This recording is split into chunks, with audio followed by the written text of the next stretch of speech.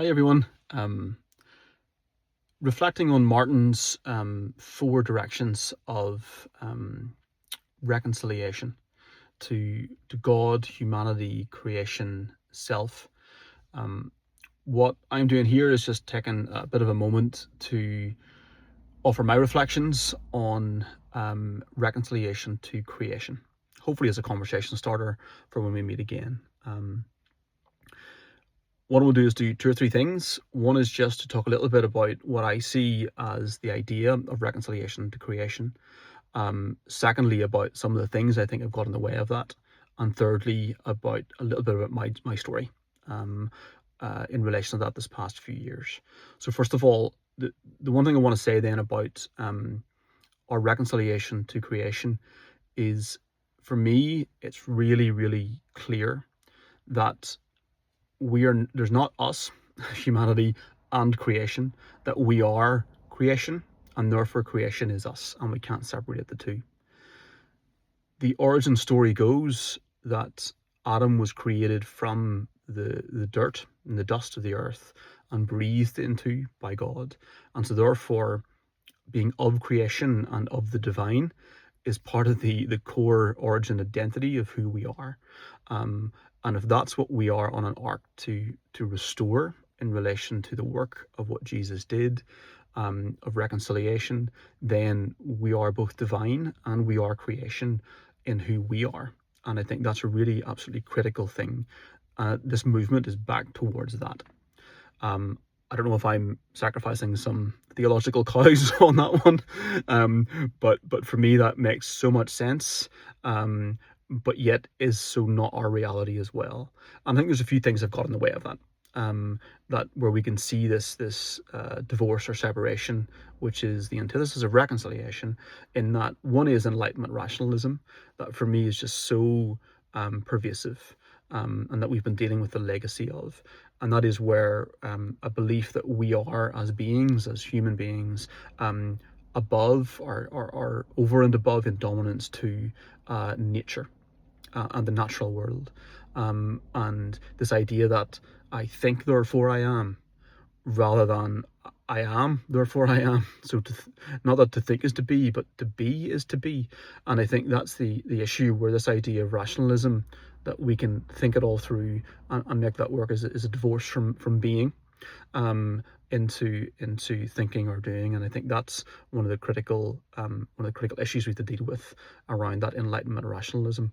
Um, Modernity is another piece where I think, in relation to how we've advanced as a civilization, we are really insulated from nature, from the weather, but also often what's invisible to us are things like basic things for sustenance, like food supply or energy supply. These critical things for life, but they're hidden from us. They're elsewhere because of how we've advanced, and how we've structured relationships and society, mostly around cities and these things.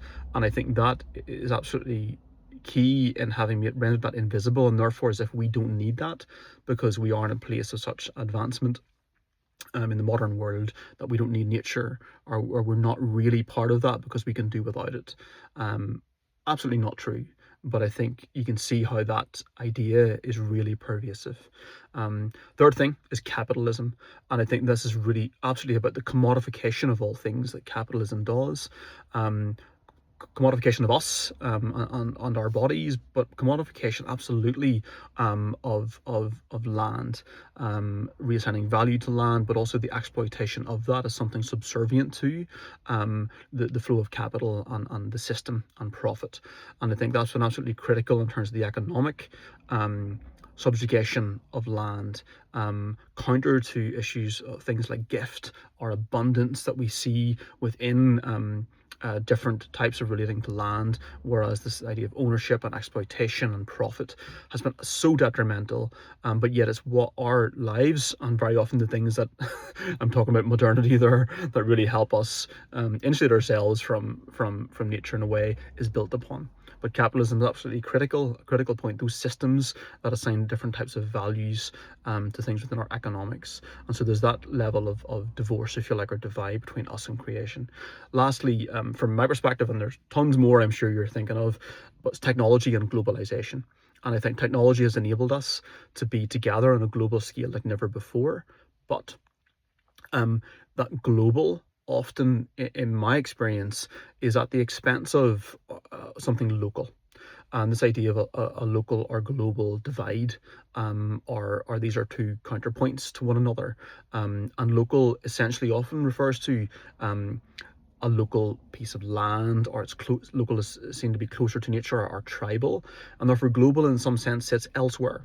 Global sits, the more global we get, the less connected we are to land, to tribe, to tradition, to those things that are there within those spaces. While some of that I think is true, ultimately though, the global is growing from this created order. I'm really excited personally by the emerging global consciousness that we are more than ever aware of each other in a new and a dynamic way globally, and technology enables that, and I think it is amazing. But this global consciousness, as being separate from creation in some way, separate from or from land, where our nature, again, is something that needs collapsed, because it's not the case. It grows from, and the global is part of a summation of the constituent parts. And it's absolutely not, just like cities are absolutely grow from nature itself, and are part of the natural world, and are part of creation, but how we conceive of those things, not in the previous framings, or the framings that are dominant right now, I think is really, really important. So these things can get in the way, I should say, have done in really, really unhelpful and drastic ways. But I think it's really important that we grab a hold of them. Lastly, I just want to share a little bit of my story. That for me, a few years ago, I took a choice to leave my paid work. I felt it was dehumanizing within a system, and I was reaching for something else, and that was to embrace land in a different way. And so for me, I did 2 or 3 different things, but 3 things I'll just highlight here. One's about embodiment, the other's about poetry, and the third's about space, time. First of all, embodiment. I just really had a almost primal desire to dig. I wanted to dig, I wanted to grow vegetables. I ended up keeping animals, and still do, to raise for meat. And I just, in a way, wanted to really embody what it was to, as a human being, as a bunch of people on a piece of land that we happen to have the privilege to steward, to use that piece of land to feed us, to feed others, to look at what it actually costs and what it means to raise food, to dig, to work with that piece of land for sustenance, and in a way make that inquiry around food, around animals. Should we raise animals for meat? All these questions, but within the space of really embodying that. And I think this piece of embodiment was also about getting out of my own head and into my body. And I think that's part of what I mentioned about the rationalism, and that kind of sense of dominance of humanity over everything else, of really finding a space to be rather than to do. And part of that was about embodiment and learning to just be in that way. The second thing then was about poetry. And really for me, this was ground zero for imagination, or I should say reimagination. And I think for me, it was clear that the familiar of what we know can take up so much space for our thinking about the future and what could be, that it becomes so familiar that it gets in the way of what could be.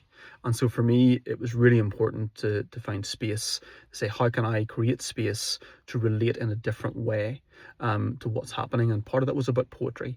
Now that's, for me, it was poetry. So I intentionally decided to relate to things that day, to things that happened, in ways that gave space and pause, and an intentionality around language. And so for me, language was absolutely critical, because if language creates reality, which I believe it does, it creates how we think, of how we interact with each other and communicate, and therefore what we do in the world.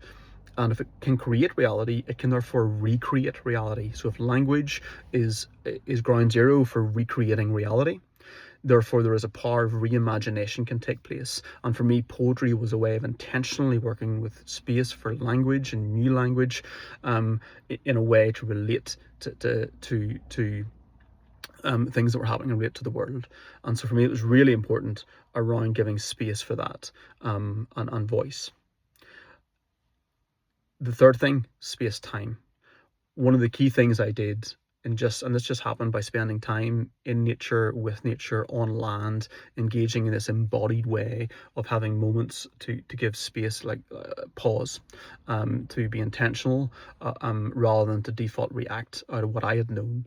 And really, this idea of reconceiving of space and time was remarkable in terms of I really began to feel like my story wasn't about my own personal story, although that was part of it, but that was within a context of actually the Anthropocene, the story of humanity's presence on this globe, to this moment right now. It was the biggest and the deepest arc of humanity that I could find, and it felt like nature and being on land and giving time and space to that, it just brought this deeper sense of time and memory. In fact, time seemed to collapse. Past, present, future didn't seem so linear anymore. They absolutely felt more present. And I think this sense of being is really important in terms of how we, I guess, access more of what it is to be fully, truly human, but also to be divine in that space with with God, with Jesus, with the Holy Spirit. Space and time is the third thing. And with this, I'll just finish. Hopefully you find that helpful, as just a starter conversation from my perspective on our relationship, our reconciliation to creation. But it's this 1 Colossians 1:19-20. And this is what it says.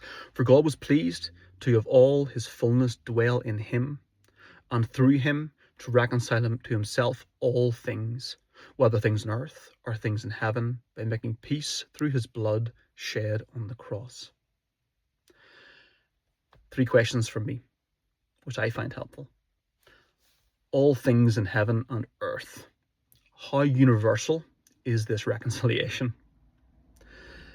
Is reconciliation to creation a particular catalyst right now for the other 3 dimensions of self, God, humanity?